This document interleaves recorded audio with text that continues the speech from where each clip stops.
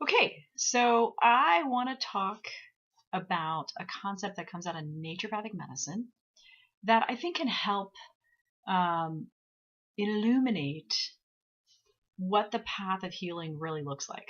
This is one of the things I come across in my practice quite a bit is that because culturally we don't understand what true deep healing looks like, we often can actually mistake where we're at in terms of moving from disease to health and that process because we don't really have a grid for some of the things that happen. So I want to cover one such scenario that can happen while healing.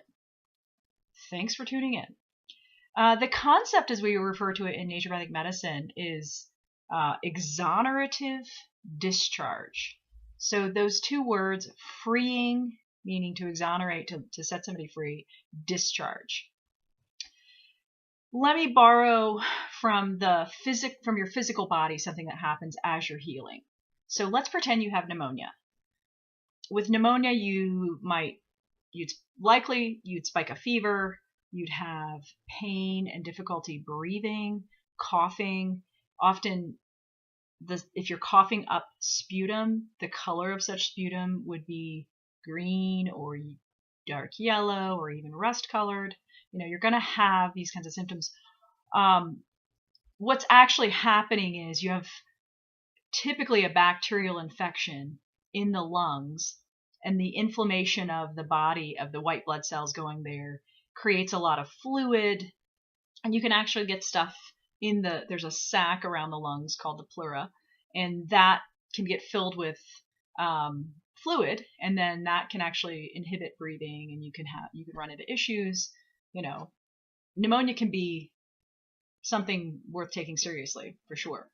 And so in terms of the healing process, what we see when you are actually moving in the right direction, let's say you're doing a treatment that's helping, all your symptoms start to get better, except there's one that actually worsens. The symptom that worsens would be the amount of what's called expectoration, the amount of stuff that's coming up out of the lungs actually increases. And so your coughing mechanism might actually increase. So I'm tying those two together. And the reason is, if you look at things holistically, the exit route out of the lungs is the airway. And if you've got junk in there, bacteria, lots of fluid and stuff, in order to heal and get beyond the pneumonia, for the body to get ahead of it, you need to get rid of that stuff. That is your obstacle to cure. And so in a healing trajectory, more stuff coming up, more discharge is actually a good thing, in that it's helping you get ahead of this disease process. I use this as an analogy because I see the same thing happening on a mental emotional level in my practice frequently. So, and oftentimes the temptation is to label such a thing as part of the pathology of the disease, that this is not a good thing that's happening. Let me give you an example from the mental emotional level, right? If someone has PTSD, complex PTSD, let's say, and we're doing a treatment, and as part of that process, more exoneration, more exonerative discharge emotionally is coming up, that's actually part of the healing process. That's actually a good thing that this stuff is coming up. An example would be someone who, let's say you have complex PTSD, you go into the acupuncturist, they needle you up, as they are wont to do, and what happens? You're laying on the table and you start sobbing, right? Oh no, what do we do, right? And you look at this, and the question you might ask would be, okay, is this an emotional flashback? Are they or is this reminding them of some situation back with their PTSD, and this is a similar scenario? I mean, that's possible. I don't want to rule that out totally, but a lot of the time, especially if you have large amounts of suppression where there was no room for someone to express their emotions, or it wasn't safe, or whatever was going on, the other emotions got expressed instead of these emotions, you name it, that kind of scenario, it's very common that as part of the healing process, just like with pneumonia, on a mental emotional level, that's the bacterial infection is the emotional stew, let's call it, that has sort of been trapped and locked in with this person. And so as they heal, it's like popping the balloon, right? The stuff has to come out, and we want to think about it in terms of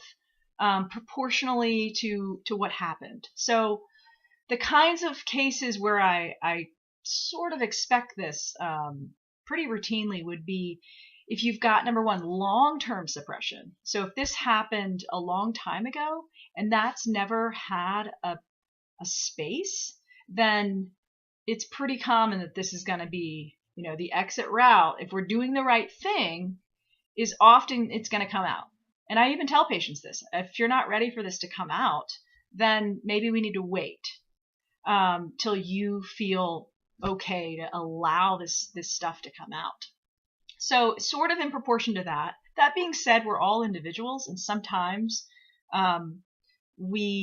things come out in a different sort of way. And so allowing space around that is supremely important. Be careful to label it as, say, an emotional flashback, because if we put that label on, then kind of our way of looking at it is, right, we think we need to stop the emotional flashbacks. We've got to treat that. And we need to get some tools in there and make sure we know how to deal with this, and that may not be, that may actually impede our progress towards healing. We might actually already be on the path to healing, and in interfering, we're actually messing that up. And so it's better a little bit hands off and just allow the space for that. So that would be one way to think about it. The other piece to remember too is that, especially with emotions, culturally we have such a bias against emotions in general, and in particular emotions that we deem to be negative, that be careful of that bias coming in. Let me give you an example from my own life. I'm sure you all are really happy to hear this. I'm kind of my whole life I've been fairly deeply moved by certain things, beauty being one of them, and art and the creative arts. And so sometimes, if I'm at the theater and there's a beautiful performance, it doesn't have to be sad. I might actually be the woman in the room who's sitting there and is moved to tears by it. Not because it's not because the performance was that terrible, guys. It's more just an expression of this deep connection to what's happening, and that for me is one way that it gets expressed. For a long time, because of this cultural sort of disposition to look at that. I mean, I had so many people when I was growing up, and even early, much younger. I'm not going to say how old I am, but when I was much younger, when I had this,